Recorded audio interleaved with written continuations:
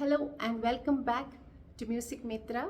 My name is Bindu Nair, and in today's video we are going to discuss the term Abhyasa Gana, and there are Abhyasa Gana exercises. So what do you mean by Abhyasa Gana and Abhyasa Gana exercises? So this is the topic for discussion today. This is an initiative to familiarize people with Carnatic music and its terms and the way it is structured, etc. So if you're new to this channel, I would like to invite you to subscribe to the channel and keep watching videos here which will educate you more about Indian classical music and Carnatic music in particular. So let's get into today's topic, which is Abhyasa Gana. The word Abhyasa itself gives the hint, right? That means Abhyasa means to train, to practice. So Abhyasa Gana is that part of music where a student learns the art form. So this is done by few exercises in certain patterns of swaras which are introduced as a beginner to all students. So this can be Abhyasa Gana exercises. We start with Sarali Varise, which is the first Abhyasa Gana exercise, which are simple swara patterns set to simple Adi Talam. Then we go into little more complicated like Madhyasthai varises, where we use the same 7 swaras and form simple patterns in the middle octave. Then you have the upper sthai varises, where you go introduce into the second octave, that is the higher octave swaras. Then we have the lower octave. So there are 3 varises or patterns that we learn as beginners. That is Sarali Varise, which is the simple patterns of the 7 swaras. Then Madhyasthai varises, which are patterns that are formed with little more complexity.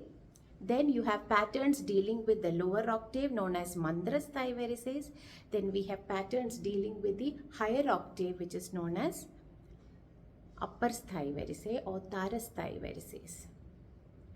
Then we have what is known as Gente varises, where we deal with double swaras patterns.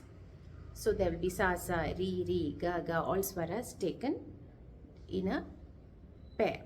Now here again the talam will be active, but same Adi talam, but it will be in Randakale. That means double talam.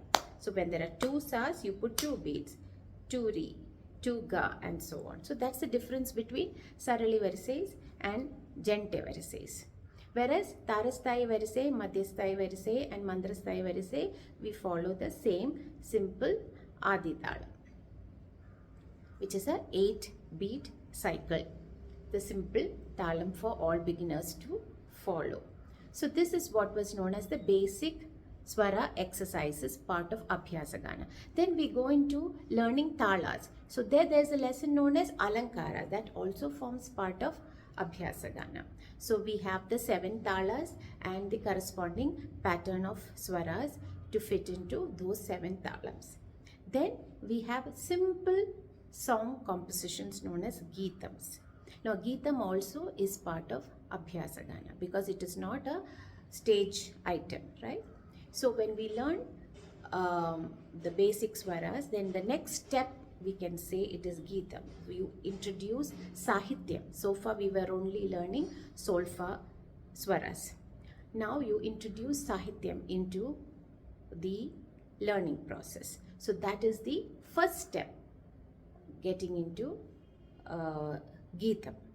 Now after Geetam, we learn little more complex compositions known as Swarajatis and Jatiswarams. And finally, part of Abhyasa Gana is Varnams. This is a piece which is both Abhyasa as well as presented on stage.